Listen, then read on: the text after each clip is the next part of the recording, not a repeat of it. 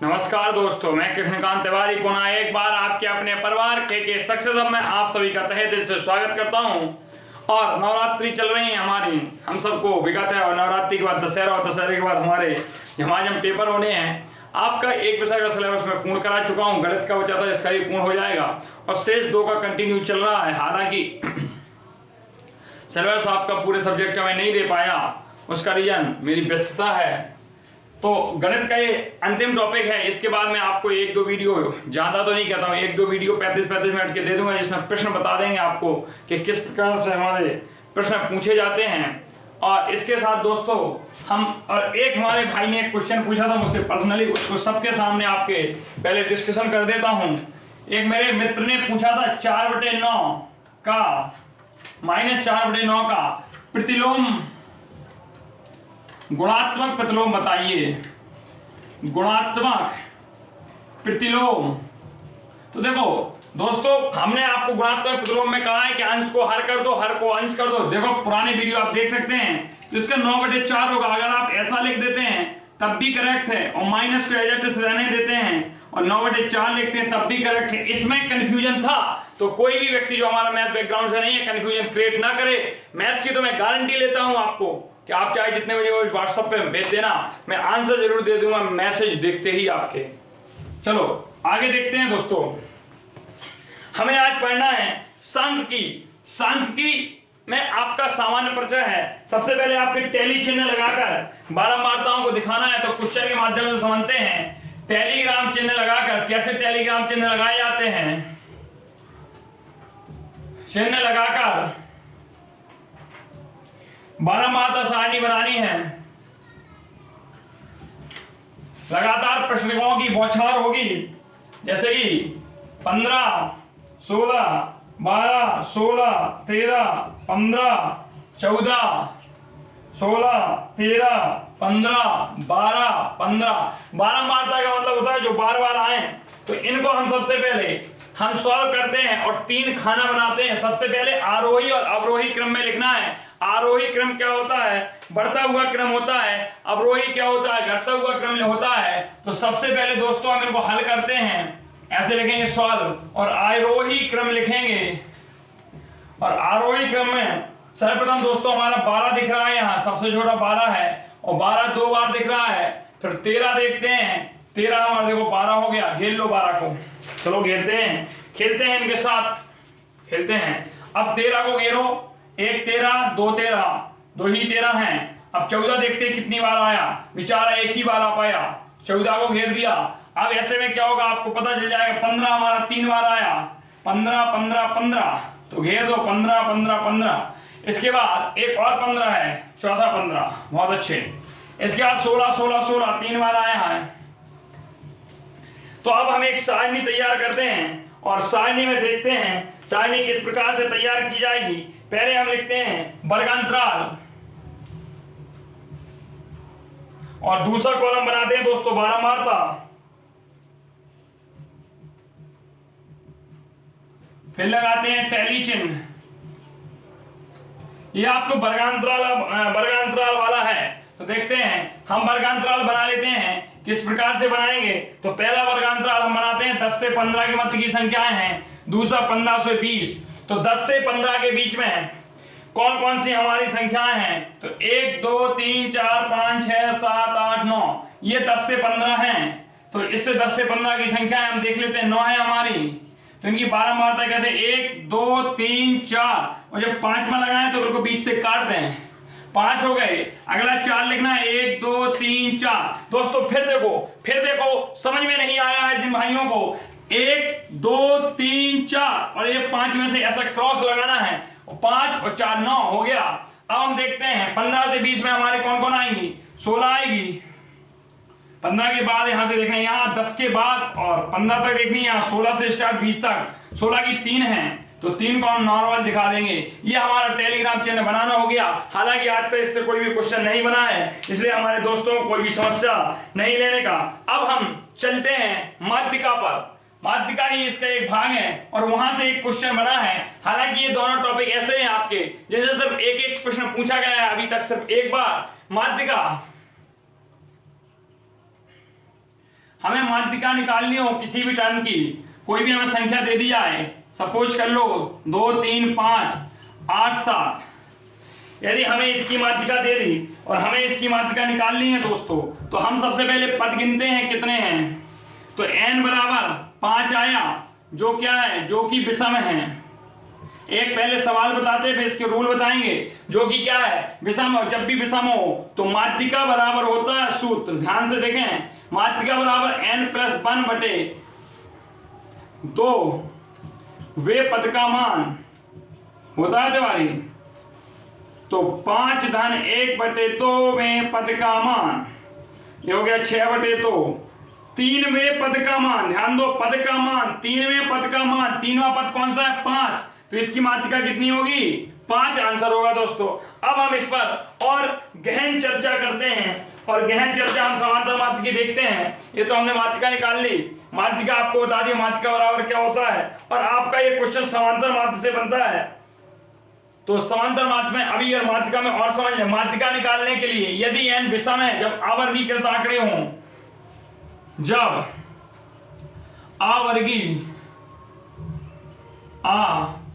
वर्गीकृत आंकड़े हों, तो पहला पदों की संख्या सम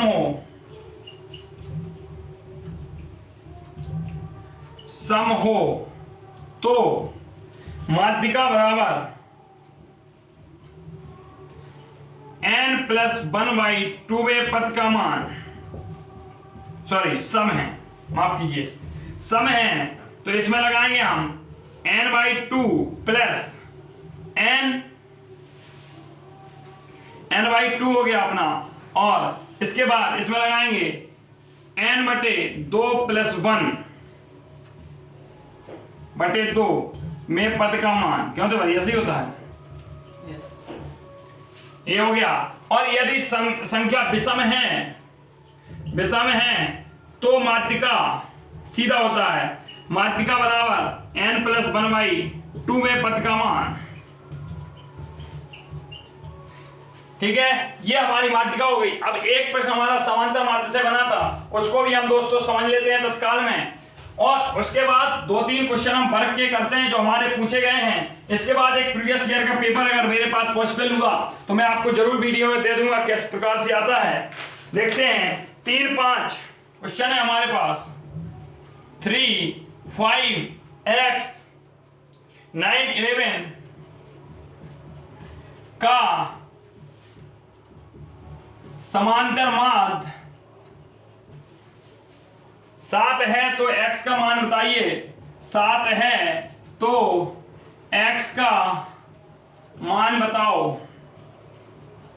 हमें x का मान ज्ञात करना है दोस्तों। x का मान क्या होगा, what is the value of x। समांतर माध्य होता है, समांतर माध्य का सूत्र होता है, देख लीजिए दोस्तों, समांतर माध्य बराबर होता है कुल पदों का योग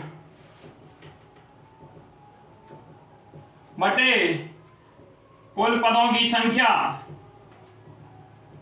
बटे कुल पदों की संख्या। तो यहां देखते हैं हमारा समांतर माध्य कितना दिया है,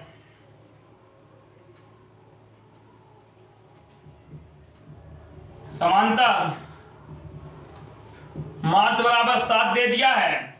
और यहां हम देखते हैं हमारे कुल पदों का योग क्या होगा, देखते हैं। तो हम सूत्र लगाते हैं, समांतर माध्य बराबर इसी में रखते हैं। कुल पद हमारे क्या हैं, 3 + 5 + x + 9 + 11। अब पद कितने हैं, 3 2 5, तो डिवाइड बाई 5 = 7 बटे में यहाँ 1 किया तो 7 बना, 35 बराबर 5 3, देखो ये यहाँ मल्टीप्लाई हो गया, 5 3 8 और 8 1 9, यहाँ जोड़ते हैं 11 9 20, 5 25 3 28 धन x, तो 35 इसको पक्षांतर करेंगे यहाँ बराबर x, तो 7 बराबर x। जो संख्या होगी हमारी वह 7 आएगी, मतलब x की वैल्यू हमारी 7 आ गई दोस्तों। अब हम सर्वांग क्षमता पर चलते हैं, इसके बाद सर्वांग क्षमता और फिर अपने प्रश्न देखते हैं, क्योंकि ये पोर्शन आपका इसमें नहीं है। 4th सेमेस्टर में सबसे ज्यादा प्रश्न यहाँ से बनते हैं, क्योंकि यहाँ इसका पूर्ण परिचय है, इसलिए इसमें तो सिर्फ सामान्य परिचय है, मैंने लिख भी दिया। चलो एक देख लेते हैं सर्वांग क्षमता क्या होती है। सर्वांग क्षमता एक जैसी दिखने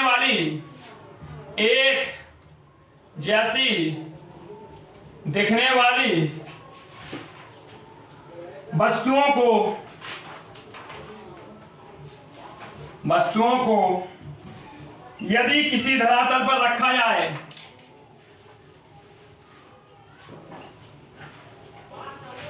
जाए और वे एक दूसरे को पूर्ण रूप से ढक लें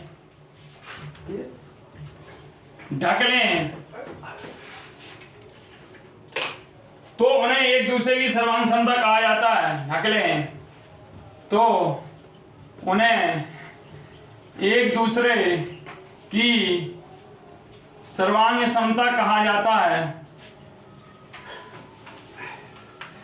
तो सर्वांग क्षम कहा जाता है एक दूसरे को पूर्ण रूप से ढक लें या एक दूसरे में निहित हों, इनको सर्वांग क्षमता या समरूपता एक सी दिखें तो समरूप, और एक दूसरे को ढक लें मतलब उनकी भुजाएं। सर्वांग क्षमता हमारी कई प्रकार की होती है, भुजा कोण भुजा, भुजा भुजा भुजा, कोण कोण कोण, तो ये 3-4 प्रकार की होती हैं। कर्ण भुजा कर्ण भुजा कोण भी होती है, लेकिन ये हमारे सब 4th सेमेस्टर में, इसलिए वहां डिटेल चर्चा करेंगे। यहाँ ये क्वेश्चन आए इसलिए आपको कराए दे रहे हैं। सर्वांग क्षमता का तात्पर्य हो गया, देखते हैं, जैसे कि ये हम 2 ले रहे हैं, एक हमने ले लिया ABC रेखाखंड, PQR रेखाखंड एक से दिख रहे हैं, इनके जो एंगल हैं ये आपस में सर्वांग सम है। हम मान लेते हैं ये भी x है, मतलब एक 45 या 90 मान लो, कोई दिक्कत नहीं है। अब हम इसका प्रश्न करते हैं, जिसके लिए मैंने आपको ये बताया। इसमें कहा था एक चित्र दिया है आपको, ये आपको एक चित्र दिया है, इसका नाम है कूड़ा ABC, और एक दूसरा चित्र इसी के अंदर चिपक गया, देख लेते हैं इसे। और ये चित्र हमारा कह रहा है PQR, और ये हमारी 2 सेंटीमीटर है, और ये 2.8 सेंटीमीटर है, और ये 1.5 सेंटीमीटर है। कह रहा है ABC और PQR समरूप हैं, एक से हैं, समरूपता है, एक से दिखने वाले हैं। और समरूप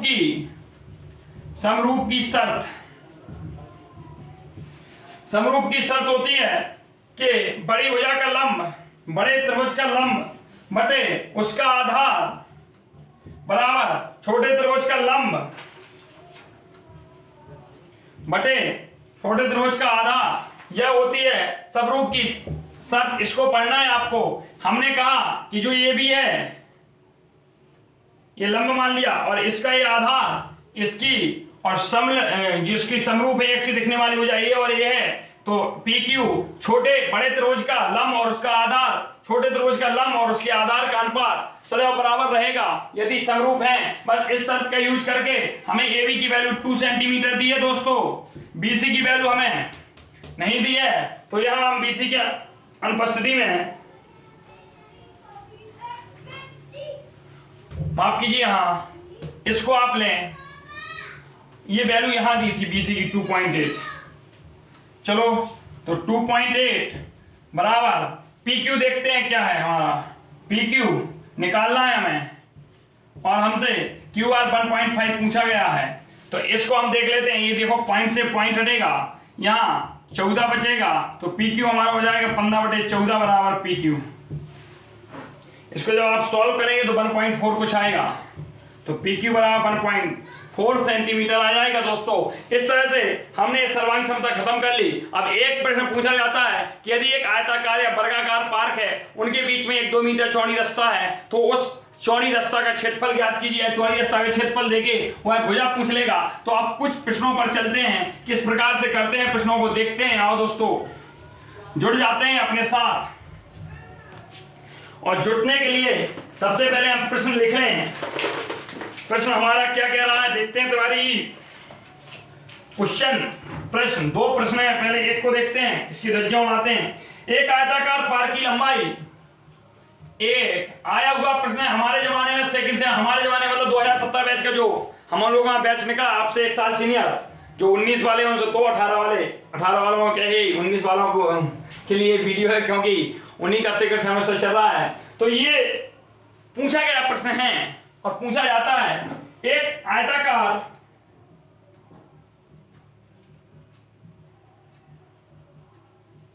पार्क की लंबाई 90 मीटर तथा चौड़ाई 77 मीटर, इसके अंदर चारों ओर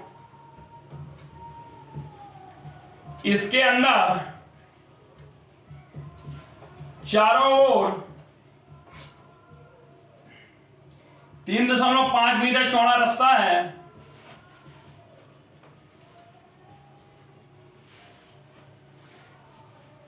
इस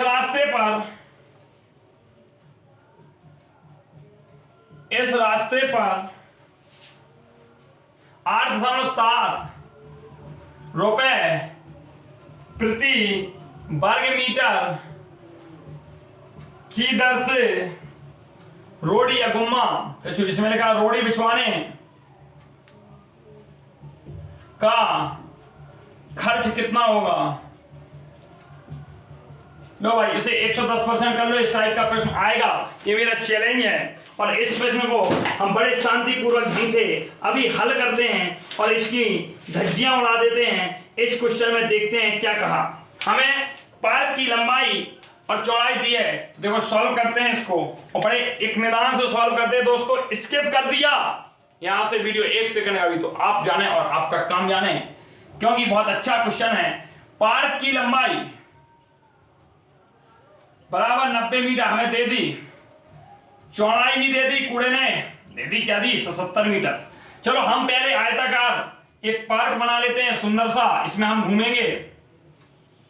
अभी इसी में तो घूमने की प्लानिंग कर रहे हैं तुम्हारी। अब इसके अंदर और तो थोड़ी अच्छा अंदर की ओर है, चलो इसको दोबारा बनाते हैं, थोड़ा और बड़ा सा देखते हैं।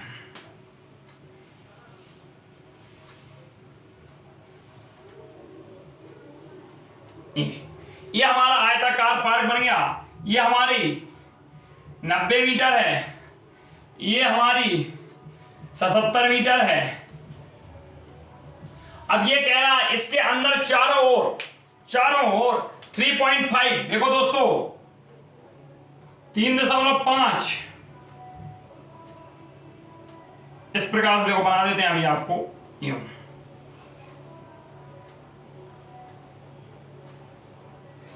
क्या कहते हो तिवारी, दम है क्वेश्चन में, दम है। ये हमारी जो रास्ता है ये 3.5 है, यहां भी 3.5 है, यहां भी 3.5 है और यहां भी 3.5 है। ये इतनी मीटर शॉर्ट, ये चारों ओर सड़क है घूमने के लिए। ये दोस्तों जब डार कर रहे हैं यहां पे हमें रोड़ी बिछवानी, ताकि टहलने वाले जो मॉर्निंग वॉक करने वाले आए, मॉर्निंग वॉक करें हमारे मित्र। 3.5 तो क्या होगा, अच्छा बताओ, कायदे से 3.5 यहां कम हुआ, 3.5 वहां कम हुआ, तो हमारी जो चौड़ाई है वो कितने मीटर कम होगी, जल्दी बोलो जल्दी। 3.5 एक तरफ, चौड़ाई की बात कर रहे हैं, चौड़ाई में कमी देखते कितनी आई। पहले हमारी 77 थी, अब कम कितनी हुई, 3.5 इस तरफ हुई, फिर 3.5 इस तरफ हुई कि नहीं हुई, टोटल 7 की कमी आ गई। तो अब चौड़ाई कितनी हो गई, 70 मीटर। शेष चौड़ाई कितनी है हमारी, 70 मीटर। इतना क्लियर हो गया दोस्तों, तो यस बोल रहे हैं। भली वीडियो आपको ऑफलाइन मिलता है, बाद में मिलता है, लेकिन यस बोला कर। मैं एक बहन भाई के कमेंट देखता हूं, मुझे बड़ी प्रसन्नता होती है। तत्काल में यस लिखे 10 बार कमेंट करना पड़े, हर बार मेरा रिस्पॉन्स आएगा आप लोगों के ऊपर, ये आपको पता होगा। अब लंबाई देखते हैं, चलो लंबाई में कमी कैसे देखते हैं। 7 मीटर की कमी हुई। लंबाई कितनी थी पहले हमारी, 90 थी। देखो भाई 3.5 इस तरफ, 3.5 इस तरफ, 7 कम गई, घटाओ भाई कितनी बची, 83। तो शेष लंबाई हमारी कितनी बची, 83। क्वेश्चन हो गया हल, 83 मीटर। कैसे होगा, हम प्रारंभ में क्षेत्रफल निकालें, प्रारंभ में क्षेत्रफल या बड़े पार्क का जो, या मूल पार्क का, बड़े पार्क का प्रारंभ में क्षेत्रफल हमारा क्या था, लंबाई गुणा चौड़ाई 90 गुणा 170 जीरो 9 7 63 की 3 हासिल आई 6 9 7 63 6 69 मीटर स्क्वायर। ये हमारा क्षेत्रफल था पहला ये वन। अब बताओ शेष पार्क जो बचा अंदर का पार्क उसका क्षेत्रफल निकालें, मतलब हम कह रहे हैं इस बीच वाले इसका क्षेत्रफल निकालो। तो शेष बचे छोटे पार्क का क्षेत्रफल, छोटे पार्क का क्षेत्रफल बराबर कितना हो जाएगा, लंबाई गुणा चौड़ाई 83 गुणा 70। ध्यान दो 83 गुणा 70, 83 गुणा 70 हमने लगा के बता दिया आपको। देखो दोस्तों 10 बार देखो इस क्वेश्चन को, धज्जियां उड़ जाए। ये हर वर्ष पूछा जाने वाला क्वेश्चन है दोस्तों। 7 21 हासिल 2 7 56 57 5810 मीटर स्क्वायर। तो ध्यान दो इस क्षेत्रफल को अगर इसको हम पहले से घटा दें तो हमारा मार्ग का क्षेत्रफल निकल आएगा। तो हम लिखेंगे आप मार्ग का क्षेत्रफल मार्ग का क्षेत्रफल बराबर हो जाएगा बड़े पार्क का क्षेत्रफल, बड़े पार्क का क्षेत्रफल माइनस छोटे पार्क का क्षेत्रफल। तो बड़े पार्क का क्षेत्रफल क्या है हमारा, तुम्हारी कितना 6930 माइनस 5810 घटाओ भाई 0 2 8 1 9 5 1 6 1120 मीटर स्क्वायर हमारा मार्ग का क्षेत्रफल बचा। वह कह रहा है 8.75 रुपए प्रति वर्ग मीटर की दर से 1 वर्ग है। तो देखो रोड़ी बिछवाने का खर्चा, चलो अब कहाँ यहाँ देखते हैं, बड़े आराम से देखते हैं, इतने में आ जाना चाहिए। रोड़ी 1 मीटर स्क्वायर में रोड़ी नहीं, ऐसे नहीं, ऐसे देखते हैं 8.75 रुपए की, अच्छा कैसे, चलो 1 मीटर स्क्वायर में रोड़ी बिछवाने का खर्च बराबर कितना है दोस्तों 8.75 रुपए। अब 1 मीटर में इतना है तो 1120 में कितना होगा, तो 1120 मीटर स्क्वायर में रोड़ी बिछवाने का खर्च बराबर हो जाएगा 8.75 गुणे 1120। इसको आप जब कैलकुलेट करेंगे दोस्तों तो आ जाएगा 9800। कितना आ जाएगा 9800 रुपए। ये हमारा आंसर हो गया। यदि आपको हमारे ऊपर भरोसा है दोस्तों तो इस टाइप का क्वेश्चन कई बार पूछा जा चुका है, इस बार भी पूछा जाएगा। अब मैं आपको प्रीवियस ईयर का मैथ का पेपर सॉल्व कराऊंगा अगले वीडियो में। बहुत बहुत धन्यवाद आप सभी का। यदि वीडियो अच्छा लगा लाइक शेयर सब्सक्राइब जरूर करें।